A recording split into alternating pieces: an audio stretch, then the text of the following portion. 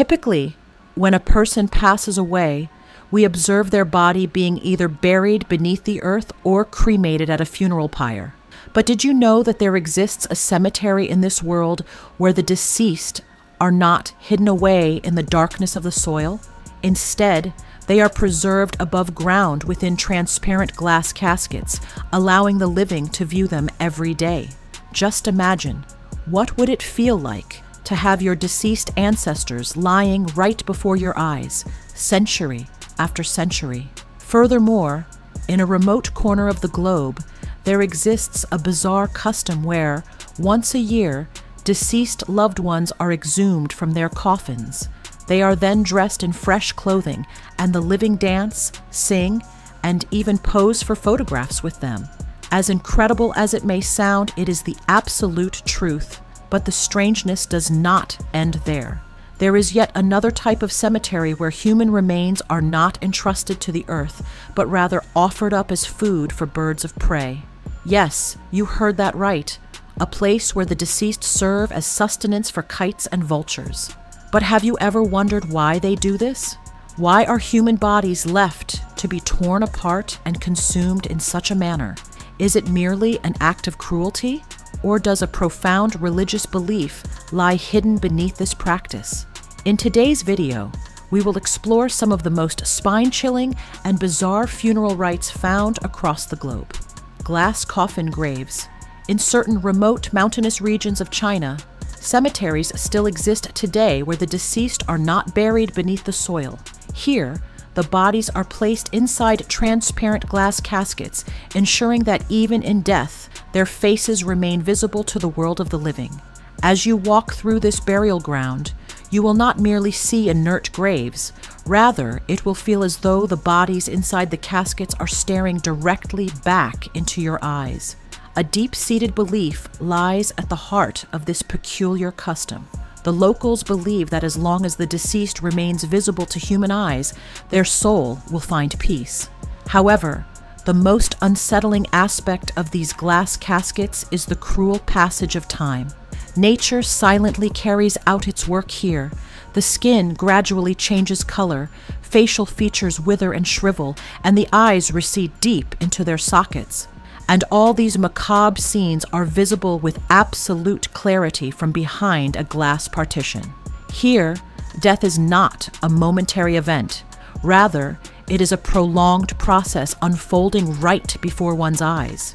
The true reason these glass coffins send shivers down the spine is not the corpses themselves, but rather this brutal spectacle of death. Here, the only barrier separating the living from the dead is a thin wall of glass.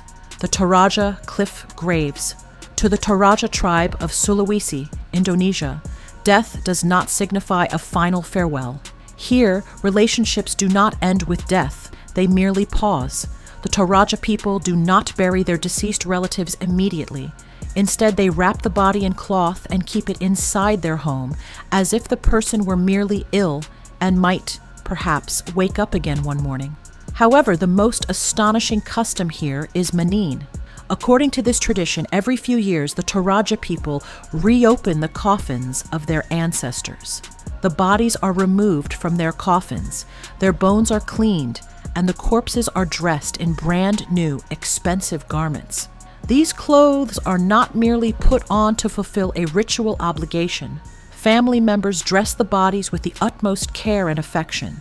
They then prop the bodies upright, take photographs with them, and converse with them, just as if they were still living members of the family. In these extraordinary moments, the boundary between life and death seems to vanish completely. Following this peculiar ritual, the bodies are placed back into their coffins. These coffins are then deposited within caves carved into the cliffs. Locals believe that any error in observing this ritual could anger the spirits of their ancestors, potentially leading to consequences ranging from crop failure and disease outbreaks to various other strange calamities befalling their very homes. The Chowchilla Cemetery, located right in the heart of the Nazca Desert in Peru, lies a bizarre site where the dead are not buried beneath the earth, but are instead found sitting above ground. This place is known as the Chowchilla Cemetery. At first glance, it bears no resemblance to an ordinary graveyard. It feels rather like an open-air exhibition. There is just one difference. Here, human remains are displayed as exhibits. This burial site dates back nearly 1,000 years. The bodies here are not confined within coffins. Instead, they are positioned in a fetal stance, reminiscent of a child in a mother's womb, wrapped in cloth, bound with ropes, and placed within open graves. The most remarkable feature of the Nazca Desert is its arid climate. The air here contains virtually no moisture. It is precisely for this reason that the bodies have naturally transformed into mummies. The hanging coffins of Sagada. When you look upward in the Sagada mountain range of the Philippines, you will see more than just mountains. Your gaze will also fall upon human remains swaying in the breeze. Here, the deceased are not buried beneath the earth. Instead, they are suspended from the sheer faces of the cliffs. This peculiar custom is known as the hanging coffins. The local Igorot tribe believes that the higher a body is placed, the sooner its soul will be able to ascend closer to heaven. And for precisely this reason, the bodies of the deceased are suspended within the crevices of the mountains. Surprisingly, the elderly people of this region construct their own coffins long before their death. However, the most chilling aspect of this practice is that these coffins are extremely small in size. The bodies are forcibly contorted and crammed into these tiny boxes. At times, the audible crunching sound of breaking bones can even be heard. To this day, countless human bones can be seen scattered beneath these steep cliffs. It is as if the mountain itself has rejected the deceased. Sky burial grounds. Deep within the snow-capped mountains of Tibet lies a place where, upon death, a person is granted neither burial in the earth nor cremation by fire. Here, the deceased are not interred. Instead, they are surrendered directly to the heavens. This custom is known as sky burial. While the concept may sound deeply spiritual, witnessing the actual process is equally unsettling and starkly brutal. When a person passes away, their body is transported to a designated site, typically atop a mountain peak beneath the open sky. There, Tibetan Buddhist lamas or other religious figures gather to officiate. Subsequently, specially trained individuals use stone tools to dismember the body into small pieces. Even the bones are crushed and pulverized. All parts of the body are then scattered across the site. Within moments, hundreds of vultures descend from the sky.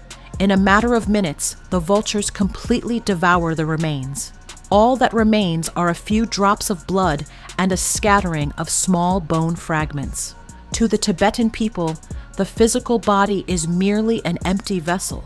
Thus, rather than burning or burying it, they surrender it to the vultures, an act regarded as life's ultimate offering. However, a profound fear underlies this practice.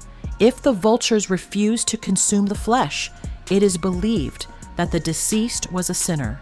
Consequently, gripped by the fear of ill omen, the relatives stand at a distance and offer prayers for the departed soul. Mary Cemetery, Romania. In the small Romanian village of Sapansa lies a cemetery that at first glance bears little resemblance to a traditional burial ground.